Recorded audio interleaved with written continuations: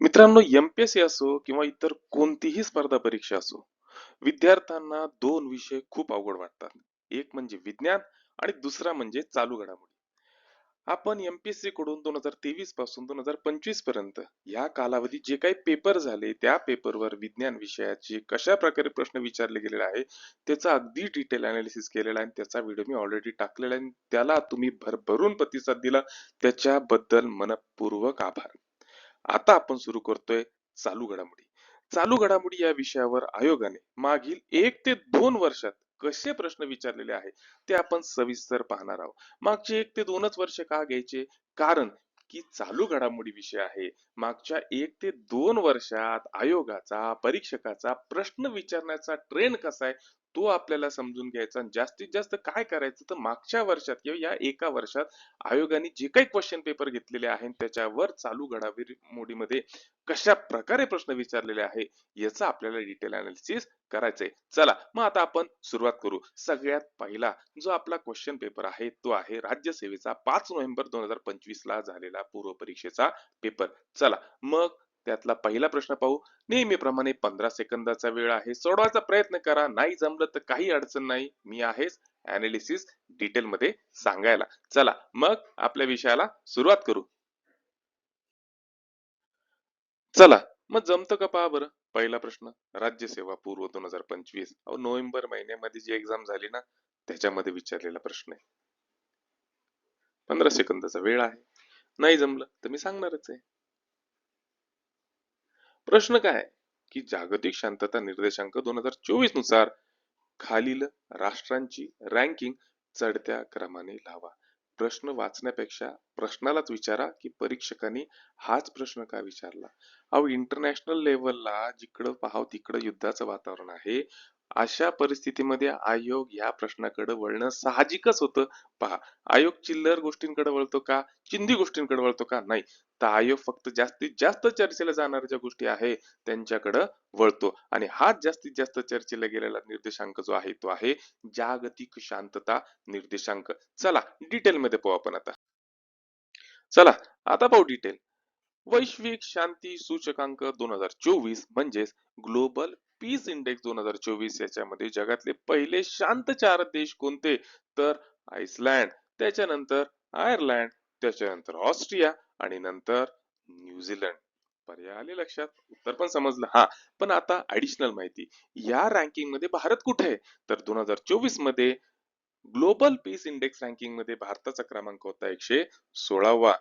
आश्चर्य करणारी गोष्ट म्हणजे एवढे भांडकुदळ शेजारी असून सुद्धा आपली जागतिक शांतता निर्देशांकामध्ये आपली कामगिरी सुधारत चाललेली आहे. 2023 मध्ये आपला क्रमांक 126वा होता, तोच 2019 मध्ये 141 होता. आपल्या शेजारील देशांची जर तुलना करायची झाली तर भूतान याचा क्रमांक 21वा लागतो. भारताची रँकिंग ही पाकिस्तानपेक्षा चांगली आहे. पाकिस्तानचा रँक 140वा लागतो, अफगाणिस्तानचा रँक 160वा लागतो. जगातला सगळ्यात अशांत देश जर म्हणला तर या इंडेक्स मध्ये येतो येमेन 163वा. चला कॉन्सेप्ट पक्का. आता पुढचा प्रश्न पाहू. मित्रांनो, 30 ते 35 मिनिटाचा व्हिडिओ आहे. याच्यामध्ये फक्त एकच प्रश्नपत्रिका मी कव्हर करणार आहे. पुढच्या लेक्चर मध्ये आपण पुढची प्रश्नपत्रिका पाहणारच आहोत. परंतु हे जे लेक्चर आहे दिवसभर लाईव्ह रेकॉर्डेड लेक्चर चालू राहणार आहे. उद्देश फक्त एवढाच आहे की जे मुलं जॉब करून शिकतात किंवा ज्यांना एका स्पेसिफिक वेळेमध्येच अभ्यास करायला वेळ भेटतो किंवा युट्यूबचं स्टडी मटेरियल चाळायला वेळ भेटतो, अशा मुलांसाठीच मी हे रेकॉर्डेड लेक्चर जे आहे ते लाईव्ह म्हणून दिवसभर चालवतो. 30 मिनिटाचा व्हिडिओ आहे. एकच प्रश्नपत्रिका मी कव्हर करतोय. हा, चॅनलला सबस्क्राईब करा. पुढच्या प्रश्नपत्रिका तुम्हाला रोज रेग्युलर भेटत जातील डिटेल अनालिसिस सोबत. आणि मित्रांनो, आपलं चॅनल हे फक्त विज्ञानाला डेडिकेटेड चॅनल आहे. याच्या नंतर आपण जे व्हिडिओ लेक्चर घेणार आहे त्यामध्ये प्राण्यांचं वर्गीकरणावर 2017 पासून 2025 पर्यंत आलेले प्रश्न, वनस्पतींचे वर्गीकरण, साऊंड, त्याच्यानंतर प्रकाश, असे महत्वाचे जे टॉपिक आहे त्याच्यावर आयोगाने 2017 पासून 2025 पर्यंत कशा पद्धतीने प्रश्न विचारलेले आहे आपण डिटेल अनालिसिस करून अभ्यास करणार आहोत आणि सगळं आपण एनसीईआरटीच्या रेफरन्सने शिकणार आहोत. तर चॅनलला आत्ताच लाईक करा, शेअर करा, सबस्क्राईब करा. खूप जण व्हिडिओ पाहतात, फक्त एकच उद्देश आहे, कमीत कमी 1000 लाईक तरी मला या व्हिडिओ मध्ये आले पाहिजे. चला मग आनंद घ्या या व्हिडिओ लेक्चरचा. चला 15 सेकंदाचा वेळ जमतं का पहा बरं. पुढचा प्रश्न,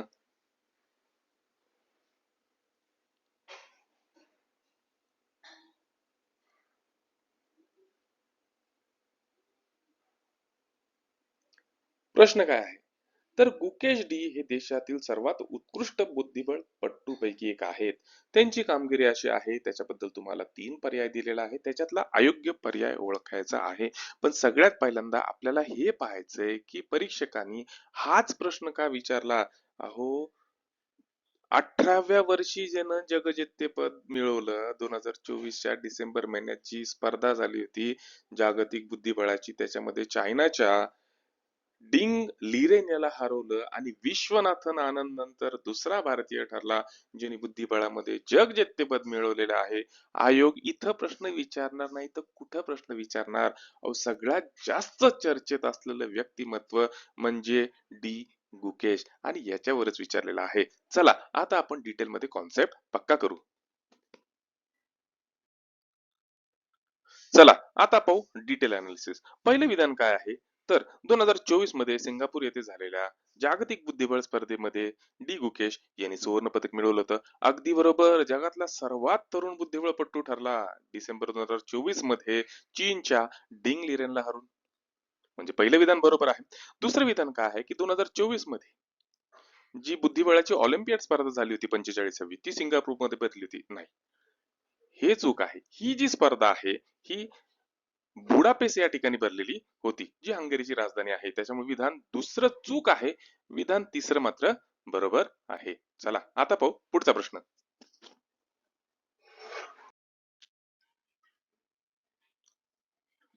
चला पहा बरं, जमतो का हा प्रश्न 15 सेकंदामध्ये?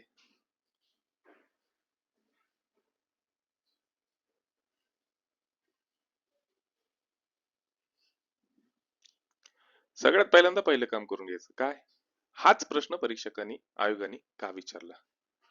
भारतासारख्या देशामध्ये मुलगी जन्माला यायच्या आतच गर्भामध्ये जिची हत्या केली जाते, मुलींना कमी लेखलं जातं, बरोबर आहे. आज 1000 पुरुषांमागे 929 मुली आहे. काही राज्यांमध्ये तर स्थिती अतिशय दयनीय आहे. मग हा सगळ्यात जास्त चर्चेला जाणारा विषय आहे आणि प्रत्येक राज्य, प्रत्येक सरकार या विषयामध्ये काही ना काही करत असतं, काही ना काही योजना आणत असतं. म्हणून हा विषय महत्वाचा आहे आणि म्हणून याच्यावर आयोगाने प्रश्न विचारलेला आहे. चला प्रश्न काय आहे? तर आपल्याला योग्य विधान ओळखायचं आहे की भारतामध्ये 22 जानेवारी राष्ट्रीय बालिका दिन म्हणून साजरा केला जातो. दुसरं विधान आहे राष्ट्रीय बालिका दिन हा 2008 पासून सुरू झाला. तिसरं विधान आहे की बेटी बचाव बेटी पढाव ही योजना 2015 पासून सुरू झालेली आहे. उत्तर आहे ब आणि क, हे दोनच विधान बरोबर आहे. चला डिटेल मध्ये आपण याचं अनालिसिस करू. या ठिकाणी पहिलंच विधान चुकीचं आहे, कारण की 24 जानेवारी हा दिवस राष्ट्रीय बालिका दिन म्हणून पाळला जातो, 22 जानेवारी नाही. दुसरं विधान जे आहे ते आहे की राष्ट्रीय बालिका दिन हा 2008 पासून बालिकेच्या अधिकार जागृतीसाठी साजरा केला जातो. हे विधान अगदी बरोबर आहे. भारत सरकारच्या महिला आणि बाल विकास मंत्रालय हे 2008 पासून हा दिवस साजरा करतं, ज्याचा उद्देश असतो की मुलींच्या अधिकारांबद्दल जास्तीत जास्त जागरूकता समाजामध्ये निर्माण करायची. त्याच्यानंतर विधान क, तिसरं विधान आहे की बेटी बचाव बेटी पढाव योजना 2015 मध्ये सुरू करण्यात आली. हे विधान एकदम बरोबर आहे. नरेंद्र मोदी पंतप्रधान यांनी 22 जानेवारी 2015 रोजी हरियाणातील पानिपत येथून ही योजना सुरू केलेली आहे. कॉन्सेप्ट पक्का. चला आता पाहू पुढचा प्रश्न. जमतो का पहा बरं 15 सेकंदामध्ये.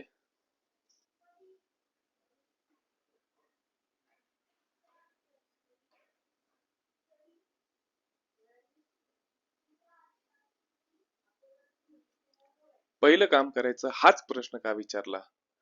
ब्रिक्स नेशन, ब्रिक्स संघटना जगातली अतिशय महत्वाची संघटना होत चाललेली आहे.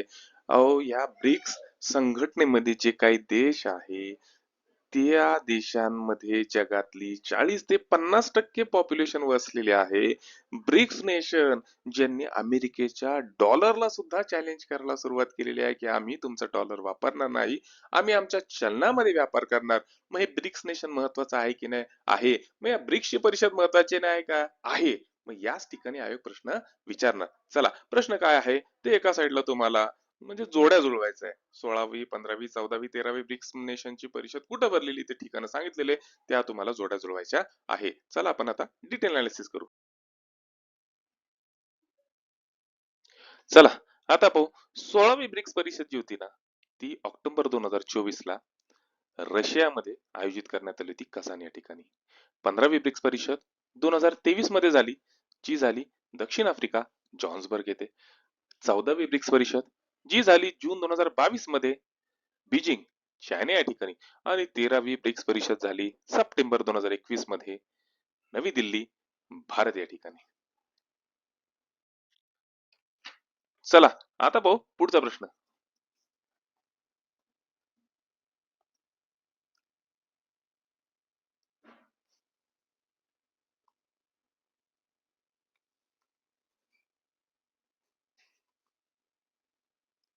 चला, पहिला प्रश्न विचारायचा. हाच प्रश्न का विचारला? अहो, गरिबांसाठी असणाऱ्या फूड सिक्युरिटी योजनेचा हा भाग आहे. याच्यावर प्रश्न येणारच. चला मग आता डिटेल मध्ये पाहू. अक्षय अन्न योजना, गरिबांसाठी आखलेली योजना. आर्थिक दृष्ट्या जे दुर्बळ घटक आहे त्यांना मोफत अन्नधान्याचा पुरवठा करायचा, कुपोषण आणि भूक यावर मात करायचा, हा या योजनेचा उद्देश. या योजनेअंतर्गत साखर, लाल मिरची पावडर, हळद, ज्वारी या सर्वच वस्तूंचं वाटप केलं जातं. आता आपण यासारख्याच दुसऱ्या योजना पाहू की ज्याच्यावर आयोग नेहमी प्रश्न विचारतो. फूड सिक्युरिटी मध्ये सगळ्यात महत्वाची योजना जी आहे ती आहे राष्ट्रीय अन्न सुरक्षा कायदा 2013, national food security act, NFSA, ज्याला अन्नाचा अधिकार कायदा असं सुद्धा म्हणलं जातं. 5 जुलै 2013 पासून ही योजना लागू करण्यात आली. या योजनेचं उद्दिष्ट होतं की देशातल्या 2/3 लोकसंख्येला अनुदानित दरात पुरेसे पोषकयुक्त अन्नधान्य उपलब्ध करून द्यायचं. लाभार्थी जे होते ते ग्रामीण भागातील एकूण लोकसंख्येच्या 75% लोकसंख्या, तर शहरी भागातील एकूण लोकसंख्येच्या 50% लोकसंख्या या कायद्याखाली आली. लाभार्थ्यांच्या प्रामुख्याने 2 श्रेणी करण्यात आली. पहिली होती अंत्योदय अन्न योजना कुटुंब आणि दुसरी होती प्राधान्य कुटुंब. आता हे जे AAY कुटुंब होते यांना दरमहा 35 किलो अन्नधान्य देण्यात येत होतं किंवा येतंय. आणि PHH कुटुंब यांना दर महिना 5 किलो अन्नधान्य देण्यात येते. किंमत जर सांगायची झाली तर या योजनेअंतर्गत तांदूळ 2 रुपये किलो, त्याच्यानंतर नाही तांदूळ सॉरी 3 रुपये किलो, गहू 2 रुपये किलो, भरड धान्य 1 रुपये किलो या सवलतीच्या दराने देण्यात येतात. दुसरी महत्वाची योजना जर म्हणलं तर ती आहे प्रधानमंत्री गरीब कल्याण अन्न योजना. पेपर लिहू शकतो बरं का, कारण की COVID-19 काळात ही योजना सुरू करण्यात आली होती.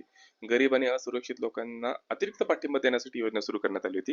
हिची सुरुवात 26 मार्च 2020 रोजी आत्मनिर्भर भारत पॅकेजचा भाग म्हणून जाहीर करण्यात आलं. याचं उद्दिष्ट काय होतं? ते NFSA, national food security programme जो आहे या अंतर्गत ओळखल्या गेलेल्या सर्व गरीब कुटुंबांना त्यांच्या नियमित हक्कांव्यतिरिक्त अतिरिक्त आणि पूर्णपणे मोफत अन्नधान्य प्रदान करणे, जेणेकरून त्यांना आर्थिक संकटाच्या काळात अन्नाची कमतरता जाणवणार नाही. या योजनेअंतर्गत प्रत्येक लाभार्थ्याला NFSA द्वारे मिळणाऱ्या अन्नधान्याव्यतिरिक्त दरमहा अतिरिक्त 5 किलो तांदूळ आणि गहू पूर्णपणे मोफत दिला गेला. ही योजना जगातील सर्वात मोठ्या अन्न सुरक्षा कार्यक्रमापैकी एक बनलेली आहे. सद्यस्थितीत सुरुवातीला काही महिन्यांसाठी असलेली योजना अनेक टप्प्यात वाढवण्यात आली. मंत्रिमंडळाने 1 जानेवारी 2024 पासून पुढील 5 वर्षासाठी या योजनेला मुदतवाढ दिलेली आहे, म्हणजे डिसेंबर 2028 पर्यंत ही योजना चालू राहणार आहे. कॉन्सेप्ट पक्का? मित्रांनो, प्रयत्न आवडत असेल तर लाईक करा बरं का, आणि जास्तीत जास्त विद्यार्थ्यापर्यंत जाऊ द्या, त्याच्यामुळे शेअर करा. चला आता पाहू पुढचा प्रश्न. चला पहा बरं, जमतो का पुढचा प्रश्न? राज्यसेवा पूर्व 2025 ला आलेला.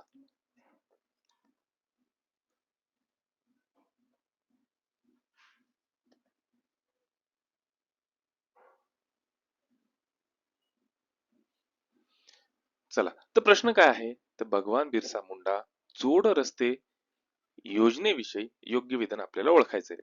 पहिला आहे, ही योजना महाराष्ट्र सरकारने सुरू केली. बरोबर आहे. ही योजना फक्त आदिवासी गावांना जोडण्यासाठी सुरू केली. हे विधान सुद्धा बरोबर आहे. आणि या योजनेद्वारे आदिवासी भागांना प्राथमिक आरोग्य केंद्र आणि आश्रमशाळांची मुख्य रस्त्याने जोडण्यासाठी बनवली गेली. हे सुद्धा बरोबर आहे. आणि ही योजना महाराष्ट्र सरकारने 2025 मध्ये बंद केली. हे चुकीचं आहे. आता डिटेलमध्ये कॉन्सेप्ट पक्का करू.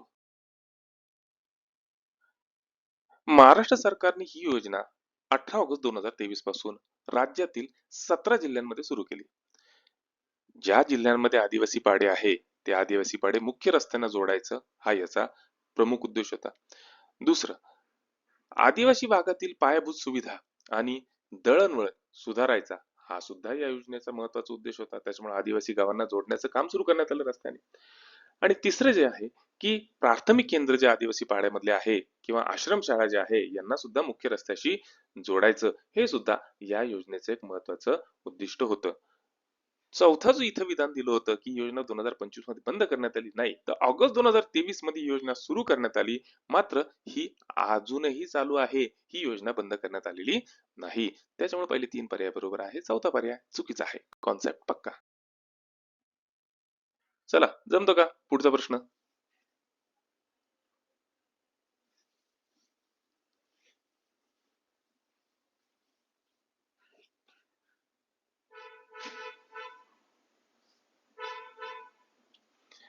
मी म्हणलं ना, आयोग फक्त न्यूज मध्ये जास्तीत जास्त चर्चेला जाणाऱ्या टॉपिक वरच प्रश्न विचारत असतो. मालदीव सर्वात हॉट टॉपिक आहे मागच्या 2 वर्षापासून.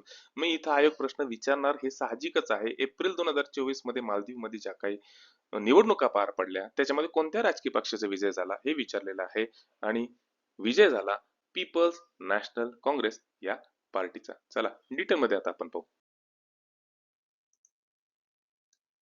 राष्ट्राध्यक्ष मोहम्मद मुइझू यांच्या नेतृत्वाखालील पीपल्स नॅशनल काँग्रेस या पार्टीने 93 पैकी 66 जागांवर विजय मिळवला. ही चायना दार्जिन पार्टी बरोबर आहे. आणि या चायना दार्जिन पार्टीने भारतीय दार्जिन पार्टी जी आहे, मालदीव डेमोक्रेटिक पार्टी, हिचा धुव्वाधार पराभव केला. तिला फक्त 12 जागांवर यश मिळवता आलं. आपल्यासाठी चिंतेची गोष्ट आहे, कारण मालदीव आता चायनाकडे झुकत चाललेला आहे. मित्रांनो, एक लक्षात ठेवा की स्पर्धा परीक्षा असो किंवा कॉम्पिटिशन असो, याची भीती बाळगायची गरज नाही. का? तर सिंपल फंडा आहे की जरी 10 लाख मुलांनी फॉर्म भरला तरी याच्यामध्ये खरं सिरियसली अभ्यास करणारे 10% मुलं असतात. आणि या 10% मुलांमध्ये स्ट्रॅटेजीने अभ्यास करणारे 10% मुलं असतात. त्याच्यामुळं आपण कोर कॉम्पिटिशन मध्ये आहे. आपल्याला इररिलेव्हंट कॉम्पिटिशनची भीती वाटण्याची गरज नाही. चला आता पाहू पुढचा प्रश्न. चला पहा बरं, जमतं का 15 सेकंदामध्ये? मित्रांनो, एवढा वेळपर्यंत जर माझा प्रयत्न आवडला असेल तर चॅनलला लाईक करा, शेअर करा, सबस्क्राईब करा आणि जास्तीत जास्त लोकांपर्यंत पोहोचू द्या. मी 1000 लाईकचं टार्गेट तर तुम्हाला देणार आहे, कारण तुमचं मोटिवेशन मला तुमच्याकडून भेटलं तरच मी व्हिडिओ काढेल. नाही तर मला मोटिवेशन नाही भेटलं तर मला वाटेल की बाबा व्हिडिओ कुणी पाहतच नाही, बरोबर ना? तर मला तुमचं मोटिवेशन पाहिजे. चला मग प्रश्न काय आहे? तर प्रश्न आहे, सिंधू जल करार 1960 नुसार भारत टिंबटिंब नद्यांची पाणी वापरू शकतो. परत एकदा प्रश्न विचारायचे की अहो इथंच का आला? अहो आता ऑपरेशन सिंदूर झालं, आतंकवादी हल्ला झाला, त्याच्यानंतर मोस्ट चर्चेला गेलेला करार जो होता तो सिंधू जल करार होता. हम पाणी रोक देंगे, खून और पाणी एक साथ नहीं बह सकता, जे काही झालं होतं त्यातला हा सिंधू करार. आणि आयोग याच ठिकाणी प्रश्न विचारता हे नक्कीच होतं. चला मग प्रश्न काय आहे? तर सिंधू जल करार 1960 नुसार भारत टिंबटिंब नद्यांचे पाणी वापरू शकतो. उत्तर आहे सतलज, बियास, रावी. खतम नाही हुआ. आता डिटेल मध्ये पाहिजे, कारण की आयोग या ठिकाणी परत प्रश्न विचारू शकतो. मग आपण सिंधू जल करार पक्का करूया. सिंधू जल करार 1960. उत्तर आहे सतलज, बियास आणि रावी. स्पष्टीकरण सांगतो तुम्हाला आता. हा भारत आणि पाकिस्तान यांच्यामध्ये 19 सप्टेंबर 1960 रोजी झालेला जागतिक बँकेच्या मध्यस्थीने झालेला करार आहे. सिंधू नदी प्रणालीमध्ये 6 नद्या येतात. त्यांचे 2 गट पाडलेले आहे. पहिला गट आहे पूर्व नद्यांचा, ईस्टर्न रिव्हर, आणि दुसरा गट आहे पश्चिम नद्यांचा, वेस्टर्न रिव्हर. पूर्व नद्या कोणत्या? तर सतलज, बियास आणि रावी. सतलज, बियास आणि रावी या नद्यांच्या पाण्यावर भारताचा अनिर्बंध अधिकार आहे. पाहिजे त्या पद्धतीने भारत या पाण्याचा वापर करू शकतो, सिंचनासाठी करू शकतो, वीज निर्मितीसाठी करू शकतो, पिण्याच्या पाण्यासाठी सुद्धा करू शकतो. आता दुसरा जो गट आहे तो आहे पश्चिम नद्या, वेस्टर्न रिव्हर.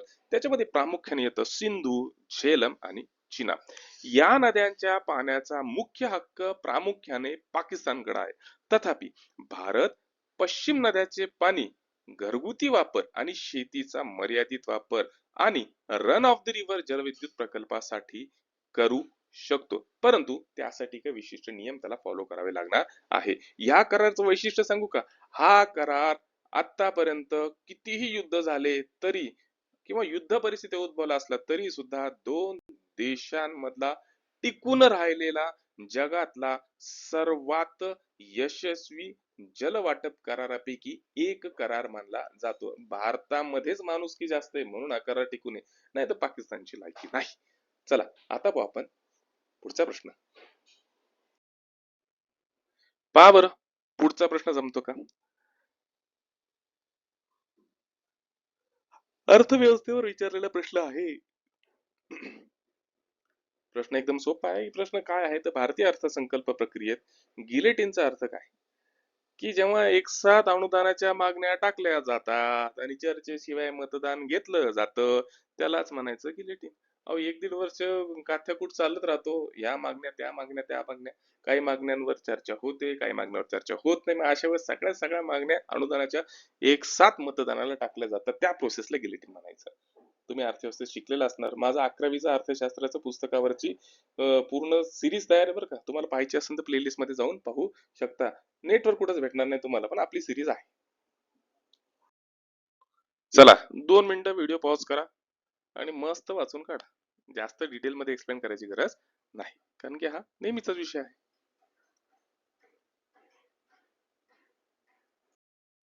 चला जमतं का पहा बरं प्रश्न.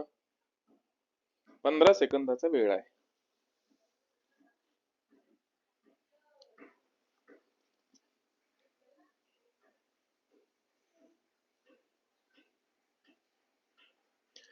चालू घडामोडीच्या पीवायक्यूचं व्यवस्थित अनालिसिस केलं. मी 2 वर्षाच्या प्रश्नपत्रिका का म्हणतो माहिती का?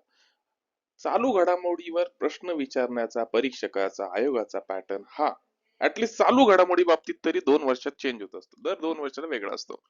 त्यातल्या त्यात ह्या वर्षामध्ये आयोगाने ज्या ज्या पेपर घेतलेला आहे त्याच्यामध्ये चालू घडामोडीवर कष्ट प्रश्न विचारलेले आहे. ते जर पाहिलं तर आपल्याला ट्रेंड कळतो. चालू घडामोडी घेतलं की त्याच्यामध्ये कमीत कमी 1 ते 2 क्वेश्चन हे निधन वार्तेवर असतात. जे काही फेमस व्यक्ती आहे ज्यांचं निधन झालेलं आहे त्यांच्यावर प्रश्न विचारला जातो. तसाच हा प्रश्न मारुती चिंतमपल्ली सरांवर विचारला गेलेला आहे. चला मग प्रश्न काय आहे तर प्रश्न आहे की मारुती चिंतमपल्ली यांनी खालीलपैकी कोणते ग्रंथ लिहिले होते? 4 तुम्हाला पर्याय दिलेला आहे. 4 कशाला 5-6 पर्याय दिलेला आहे. त्याच्यातला योग्य पर्याय निवडायचा. योग्य पर्याय आहे पहिला रातवा, दुसरे पाखरमाया, तिसरं चकवा चांदणा. हे 3 पुस्तकं त्यांनी लिहिलेली आहे. डिटेल मध्ये आपण आता पाहणारच आहोत. फेमस व्यक्तिमत्व मारुती चिंतमपल्ली सर, जे अरण्य ऋषी म्हणून सुद्धा ओळखले जातात. एक प्रख्यात लेखक, आंतरराष्ट्रीय ख्यातीचे पक्षी शास्त्रज्ञ आणि वन्यजीव अभ्यासक अशी त्यांची ओळख. त्यांचं पूर्ण नाव होतं मारुती भुजंगराव चिंतमपल्ली. टोपण नाव होतं अरण्य ऋषी. जन्म झाला 5 नोव्हेंबर 1932 ला, तर मृत्यू झाला 18 जून 2025 ला सोलापूर या ठिकाणी वयाच्या 93व्या वर्षी. मध्ये मध्ये परीक्षक कितव्या वर्षी निधन झालं ते सुद्धा विचारतो. यांचं निधन झालं होतं 93व्या वर्षी. यांच्याबद्दल सांगायचं झालं तर महाराष्ट्राच्या वन विभागात त्यांनी ऍज अ फॉरेस्ट ऑफिसर म्हणून 36 वर्ष काम केलेलं आहे. उपमुख्य वन संरक्षक म्हणून ते रिटायर झाले. त्याच्यानंतर कर्नाळा पक्षी अभयारण्य असो, नवग्या राष्ट्रीय उद्यान असो, या ठिकाणी त्यांनी काम केलेलं आहे. महत्वाचं काय तर 2006 मध्ये 83व अखिल भारतीय मराठी साहित्य संमेलन झालं होतं, त्याचे हे अध्यक्ष होते. 2017चा महाराष्ट्र शासनाचा विंदा करंदीकर जीवन गौरव पुरस्कार सुद्धा त्यांना मिळाला आणि 2025 मध्ये त्यांना मरणोत्तर पद्मश्री सुद्धा भेटलेला आहे. त्यामुळं आयोग या ठिकाणी प्रश्न विचारणार हे साहजिकच होतं. मी म्हणलं ना तुम्हाला, निधन वार्तेवर 1 ते 2 प्रश्न आयोग विचारतोच 15 मार्कामध्ये. चला जमतं का पहा बरं पुढचा प्रश्न. 15 सेकंदाचा वेळ आहे.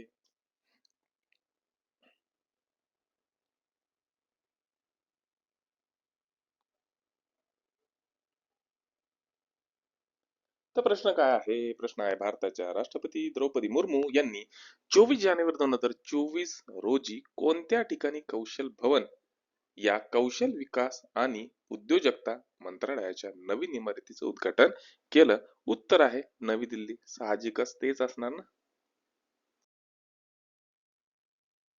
चला आता पक्का करू कॉन्सेप्ट. कौशल भवन हे केंद्रीय मंत्रालयाचे मुख्यालय आहे. अशा केंद्रीय सरकारी इमारतीचे उद्घाटन सामान्यतः भारताच्या राजधानीमध्येच होतं. राष्ट्रपती द्रौपदी मुर्मू यांनी या इमारतीचे उद्घाटन नवी दिल्ली या ठिकाणी असलेल्या मोतीबाग परिसरामध्ये केलं. ठीक आहे मित्रांनो, एक सांगतो, मी विज्ञान विषयावर, मी राज्यशास्त्र विषयावर 2017 पासून 2025 पर्यंतचे सगळे पीवायक्यू टेस्ट सिरीज स्वरूपात केलेले आहे. 2023 पासून 2025 पर्यंतचं विज्ञान विषयाचं डिटेल मधलं पीवायक्यू अनालिसिस सुद्धा दिलेलं आहे. आणि आता चालू घडामोडी या विषयावर मी पीवायक्यूचं डिटेल अनालिसिस करतोय. प्रयत्न आवडत असेल तर चॅनलला लाईक करा, शेअर करा, सबस्क्राईब करा. आणि एक सांगतो, मी पुढचा जो विषय आहे माझा तो आहे विज्ञानामध्ये मी डिटेल प्राण्यांचं वर्गीकरणावर कसे प्रश्न विचारले गेलेले आहेत त्याचं कम्प्लीट अनालिसिस, त्याच्यानंतर महत्वाचे टॉपिक कोणते आहे, त्याच्यावर कोणकोणत्या प्रकारचे प्रश्न विचारले गेलेले, अगदी 2017 पासून 2025 पर्यंत सगळं काही घेणार आहे. प्रयत्न आवडत असेल तर चॅनलला लाईक करा. तुम्ही जर का मला 1000 लाईक दिले तरच मी पुढची व्हिडिओ बनवणार. कारण की कसं हो, मोटिवेशन नसलं तर काम करण्यात अर्थ नाही. आणि मला तुमच्याकडून काहीच लागत नाही, फक्त मोटिवेशन लागतं. तुम्हाला 1000 लाईक या व्हिडिओला द्यायचं आहे. आलं लक्षात? आणि जेवढं जमलं तेवढं शेअर करा हो. जाऊ द्या ना, ज्याला गरज आहे त्याच्यापर्यंत जाऊ द्या. नोकरी करणारे मित्र असतात, त्यांना अभ्यासाची खूप इच्छा असते की मला करायचं पण जमत नाही. अशा मुलांसाठी सुद्धा हा व्हिडिओ मी बनवलेला आहे. तर जेवढं जमल तेवढं शेअर करा आणि सपोर्ट करा. आपलं चॅनल आहे. चला आता पाहू पुढचा प्रश्न. 15 सेकंदात जमतो का पहा. मित्रांनो, चालू घडामोडीचं प्रॉपर आपण अनालिसिस केलं आतापर्यंत. ओके. एक गोष्ट लक्षात येते की आयोग काय करतो, आंतरराष्ट्रीय घडामोडींवर प्रश्न विचारतो, महाराष्ट्र शासनाचा आणि भारत सरकारच्या योजनांवर प्रश्न विचारतो, निधन वार्तेवर प्रश्न विचारतो, खेळांवर प्रश्न विचारतो, पुरस्कारांवर प्रश्न विचारतो आणि त्यात जे सगळ्यात महत्वाचं आहे त्याच्यातच विचारतो. पुरस्कारांमध्ये फापड पसारा विचारणार नाही, महत्वाचे जे पुरस्कार आहे त्यावरच तो प्रश्न विचारणार. बरोबर आहे. त्याचप्रमाणे आर्थिक घडामोडींवर प्रश्न विचारतो, अंदाजपत्रकामध्ये एखादी महत्वाची तरतूद असेल तर त्याच्यावर सुद्धा प्रश्न विचारतो आणि त्यातलाच हा प्रश्न जो पुढे दिलेला आहे आपल्याला याच्यातलं योग्य विधान ओळखायचं आहे. इथं तुम्हाला 3 विधानं दिलेलं आहे. पहिलं विधान आहे 2025-26च्या केंद्रीय अर्थसंकल्पाचं प्रमुख आकर्षण होतं अणुऊर्जा अभियानाची सुरुवात, जे लघु मॉड्युलर अणुभट्ट्यांच्या संशोधन आणि विकासावर केंद्रित आहे. विधान एकदम बरोबर आहे. दुसरं विधान आहे अणुऊर्जा अभियानाच्या अंमलबजावणीला चालना देण्यासाठी अणुऊर्जा कायदा आणि आण्विक नुकसानासाठी नागरी दायित्व कायद्यामध्ये सुधारणा करण्यात आल्या, संसदेने मांडल्या गेल्या. हे सुद्धा विधान बरोबर आहे. तिसरं विधान जे आहे, या सुधारणांमुळे अणुऊर्जा प्रकल्पामध्ये परकीय क्षेत्रातील गुंतवणुकीला प्रोत्साहन मिळेल अशी अपेक्षा आहे.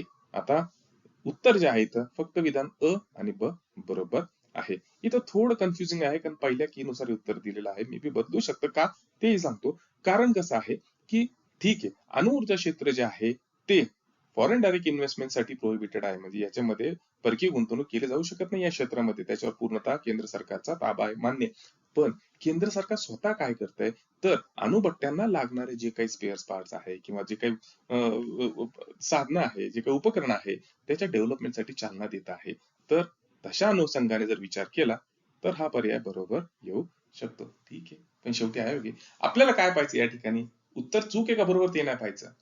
हॉट टॉपिक कोणता आहे की ज्याच्यावर आयोग जाणार आणि पुढच्या प्रश्नपत्रिकेमध्ये आयोग प्रश्न विचारणार, तो हा हॉट टॉपिक ॲटॉमिक एनर्जीचं नवं धोरण म्हणजेच अणुऊर्जा अभियान. चला मग आता कॉन्सेप्ट डिटेलमध्ये पक्का करू.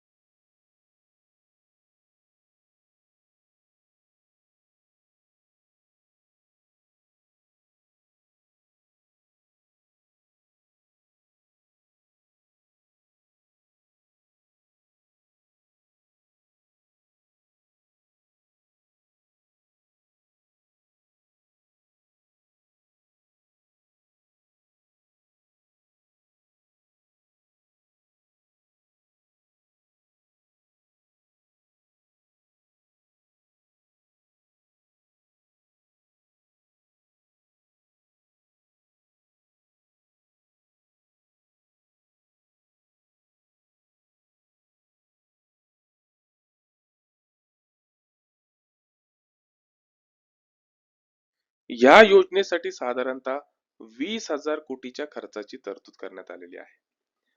2033 पर्यंत आपल्याला कमीत कमी 5 स्वदेशी बनावटीच्या लघु मॉड्युलर अणुभट्ट्या म्हणजेच एसएमआर कार्यान्वित करायच्या आहे. आता याच्यासाठी ही योजना लागू करायची झाली तर त्याच्यासाठी 2 कायद्यांमध्ये सुधारणा करणं आवश्यक होतं आणि ते 2 कायदे कोणते? तर अणुऊर्जा कायदा 1962 आणि आण्विक नुकसानीसाठी नागरी दायित्व कायदा 2010 ज्याच्यामध्ये सुधारणा केल्या जातील. त्याच्यानंतर आता पाहू या लघु मॉड्युलर अणुभट्ट्या म्हणजे काय. एसएमआर या ज्या अणुभट्ट्या असतात या पारंपरिक मोठ्या अणुभट्ट्यांपेक्षा छोट्या असतात. यांची कॅपॅसिटी जी असती ऊर्जा तयार करायची ती 300 मेगा वॅट इलेक्ट्रिक पेक्षा सुद्धा कमी असते, ज्यामुळं यांचं बांधकाम जलद होतं आणि कमी खर्चात होतं. हे तंत्रज्ञान लवचिक आहे आणि ते वीज वितरण जाळ्यांना बळकटी देण्यासाठी तसेच पोलाद आणि सिमेंट उद्योगांना हार्ड टू अबॅट क्षेत्राच्या साठी सुद्धा उपयुक्त आहे. पहा बरं, जमतो का पुढचा प्रश्न 15 सेकंदात. चालू घडामोडीचा पॅटर्न खूप सोपा आहे आयोगाचा. आयोग काय करतं? इंटरनॅशनल घडामोडींवर 1 ते 2 प्रश्न विचारतं, योजनांवर 1 ते 2 प्रश्न विचारतं, अर्थसंकल्पावर प्रश्न विचारतं, आर्थिक चालू घडामोडीवर प्रश्न विचारतं, सायन्स टेक्नॉलॉजीवर विचारतं, पुरस्कारांवर विचारतं, निधन वार्तेवर विचारतं. या 1 वर्षातील तुम्हाला ट्रेंड सांगतोय आणि डिफेन्स सेक्टरवर सुद्धा विचारतं. एकतर ते युद्ध सरावाबद्दल विचारण किंवा या डिफेन्स सेक्टर मध्ये काही नवीन उपकरणं तयार केले गेलेले आहे का त्याच्याबद्दल सुद्धा विचारतात. तसाच हा प्रश्न जो आहे. आता प्रश्न काय आहे? तर प्रश्न असा आहे की खालीलपैकी योग्य विधान आपल्याला ओळखायचंय. पहिलं विधान जे आहे ते आहे ऑगस्ट 2024 मध्ये INS विक्रांत अधिकृतपणे भारतीय नौदलाच्या पश्चिम नौदल कमांड मध्ये सामील झाली. दुसरं ऑप्शन, INS विक्रांत ही भारतीय नौदलात सेवेत असलेली एक विमानवाहू नौका आहे जिची बांधणी तमिळनाडूमध्ये केली गेलेली आहे. आता आपल्याला याच्यातलं योग्य विधान सांगायचं तर योग्य विधान आहे फक्त अ. का? कारण की हिची बांधणी जी आहे ती कोचीन केरळ या ठिकाणी करण्यात आलेली आहे. त्याच्यामुळे फक्त विधान अ बरोबर आहे, ब चुकीचं आहे. INS विक्रांत भारताची पहिली स्वदेशी बनावटीची विमानवाहू नौका जिचा 76% जास्त भाग स्वदेशी म्हणजे मेक इन इंडिया वाला आहे. त्याच्यामुळे व्हिडिओला 2 मिनिटं पॉज करा, याच्यावर असलेल्या डिटेल गोष्टी वाचून घ्या, जमलं तर नोट्स काढा आणि कॉन्सेप्ट पक्का करा.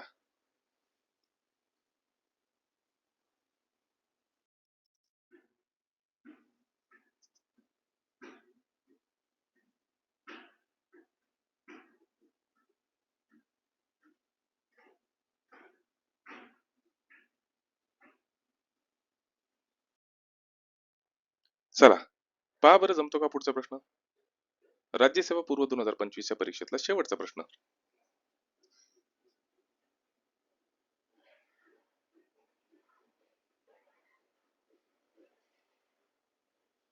प्रश्न असा आहे की भारताचे मुख्य न्यायाधीश भूषण गवई यांच्याबाबत काय खरे नाही. पहिलं विधान, त्यांचा जन्म 24 नोव्हेंबर 1960 ला झाला. दुसरं, त्यांनी संविधानिक कायदा आणि प्रशासकीय कायद्यामध्ये प्रॅक्टिस केली. जानेवारी 2005 रोजी त्यांची नागपूर खंडपीठात सरकारी अधिवक्ता आणि सरकारी वकील म्हणून नियुक्ती झाली. आणि चौथं, त्यांना मे 2019 रोजी भारताच्या सर्वोच्च न्यायालयात न्यायाधीश म्हणून बढती मिळाली. त्याच्यातलं तिसरं विधान चूक आहे. कसं ते पाहू. प्रश्न का विचारला तर सर्वात जास्त चर्चेतली व्यक्ती भारताचे सरन्यायाधीश महाराष्ट्रीयन व्यक्ती, साहजिकच इथं आयोग प्रश्न विचारणारच होता. मग न्यायमूर्ती भूषण गवई भारताचे 52वे सरन्यायाधीश, जन्म 24 नोव्हेंबर 1960, अमरावती, महाराष्ट्र. कौटुंबिक पार्श्वभूमी म्हणलं तर आंबेडकरवादी नेते, माजी खासदार आणि सिक्कीम, केरळ आणि बिहारचे माजी राज्यपाल रासू गवई यांचे ते पुत्र. त्यांचे कुटुंब डॉक्टर बाबासाहेब आंबेडकर यांच्यापासून प्रेरित आहे आणि ते बौद्ध धर्म पाळतात. शिक्षण, त्यांनी अमरावती विद्यापीठातून वाणिज्य आणि कायद्याच्या पदव्या मिळवल्या आणि 1985 मध्ये वकील म्हणून नोंदणी केली. त्यांनी प्रामुख्याने मुंबई उच्च न्यायालयाच्या नागपूर खंडपीठात संविधान आणि प्रशासकीय कायद्याशी संबंधित प्रकरणांचा सराव केला. सरकारी वकील म्हणून ऑगस्ट 1992 ते 1993 दरम्यान ते सहाय्यक सरकारी वकील आणि अतिरिक्त सरकारी अभियोक्ता म्हणून काम पाहिलं. तर 17 जानेवारी 2000 रोजी त्यांची नागपूर खंडपीठासाठी सरकारी वकील आणि सरकारी अभियोक्ता म्हणून नियुक्ती झाली. त्या ठिकाणी पर्यायामध्ये 2005 दिलं होतं, त्याच्यामुळे तो पर्याय चूक होता. पुढं 14 नोव्हेंबर 2003 रोजी त्यांची मुंबई उच्च न्यायालयामध्ये अतिरिक्त न्यायाधीश म्हणून नियुक्ती करण्यात आली. 12 नोव्हेंबर 2005 मध्ये ते मुंबई उच्च न्यायालयात कायमस्वरूपीचे न्यायाधीश झाले. त्याच्यानंतर त्यांना सर्वोच्च न्यायालयामध्ये बढती मिळाली. ते सर्वोच्च न्यायालयाचे न्यायाधीश झाले 24 मे 2019 रोजी. 14 मे 2025 रोजी त्यांनी भारताचे 52वे सरन्यायाधीश म्हणून शपथ घेतली. ते या पदावर 2025 म्हणजे 23 नोव्हेंबर 2025 पर्यंत कार्यरत राहणार आहे. बौद्ध समाजातले भारताचे पहिले सरन्यायाधीश आणि अनुसूचित जाती SC समाजातून ह्या पदावर विराजमान होणारे ते दुसरे व्यक्ती आहे. पहिले व्यक्ती होती न्यायमूर्ती KG बालकृष्णन. एवढे डिटेल मध्ये सांगायचं कारण एवढंच की महत्वाचे व्यक्तिमत्व आहे, नेहमी चर्चेत राहतं, त्याच्यामुळे आयोग याच्यावर प्रश्न विचारू शकतो. आताही विचारलाय आणि पुढच्या प्रश्नपत्रिकांमध्ये सुद्धा तो विचारू शकतो. मग इतर महत्वपूर्ण जर म्हणलं तर न्यायमूर्ती गवई यांनी अनेक महत्वाच्या खंडपीठांमध्ये काम केलेलं आहे, ज्यात खालील निर्णयांचा समावेश होतो. कलम 370 जम्मू काश्मीरला विशेष दर्जा देणारे कलम 370 रद्द करण्याचा केंद्र सरकारचा निर्णय वैध ठरवणाऱ्या 5 न्यायाधीशांच्या खंडपीठामध्ये ते एक होते. इलेक्ट्रॉल बॉन्ड्स त्यांनी इलेक्ट्रॉल बॉन्ड्स योजना असंविधानिक ठरवणाऱ्या आणि नागरिकांच्या माहितीच्या अधिकाराचे उल्लंघन करणारा एकमताने निर्णय घेणाऱ्या खंडपीठात सुद्धा ते घटनापीठात सुद्धा ते सहभागी होते. बेकायदेशीर पाडापडी राज्य अधिकाऱ्यांनी योग्य प्रक्रियेशिवाय आरोपींची घरे पाडल्याचा निषेध करणाऱ्या निर्णयाचे त्यांनी सहलेखन सुद्धा केलेले आहे. इतके चर्चेत राहणारं व्यक्तिमत्व आहे की या ठिकाणी आयोग पुन्हा एकदा प्रश्न विचारू शकतो. चला इतर महत्वाचे निर्णय सुद्धा पाहू. राहुल गांधी यांचं मानहानी प्रकरण जे होतं, काँग्रेस नेते राहुल गांधी यांच्या गुन्हेगारी मानहानीच्या खटल्यातील शिक्षेला त्यांनी स्थगिती दिली होती, त्यामुळेच राहुल गांधी यांना पुन्हा एकदा त्यांची खासदारकी बहाल करण्यात आली होती. आरक्षणामध्ये उपवर्गीकरण अनुसूचित जाती प्रवर्गात अधिक न्याय आरक्षणासाठी उपवर्गीकरण करण्याची परवानगी हवी असे मत त्यांच्या न्यायाधीशांच्या खंडपीठाने दिलेले होते. चला कॉन्सेप्ट पक्का झाला. मित्रांनो, आता पाहू आपण पुढची प्रश्नपत्रिका जी 2024 गट क यामध्ये आली होती, त्याच्यामध्ये कशा पद्धतीचे प्रश्न विचारले गेलेले चालू घडामोडी सेक्शनवर ते आपण डिटेल मध्ये पाहू. प्रयत्न आवडत असेल तर चॅनलला लाईक करा, शेअर करा, सबस्क्राईब करा. मित्रांनो, खरं सांगतो, जर 1000 लाईक दिले तर मला खूप भारी वाटेल, खूप चांगलं मोटिवेशन येईल. पाहतात खूप व्हिडिओ पण लाईकही नाही करत. फ्री आहे ना हो सगळं, त्याच्यामुळे लाईक करायला काय जातं. चला लाईक करा आणि जास्तीत जास्त शेअर करा. चला आता वळू पुढच्या प्रश्नपत्रिकेकडे.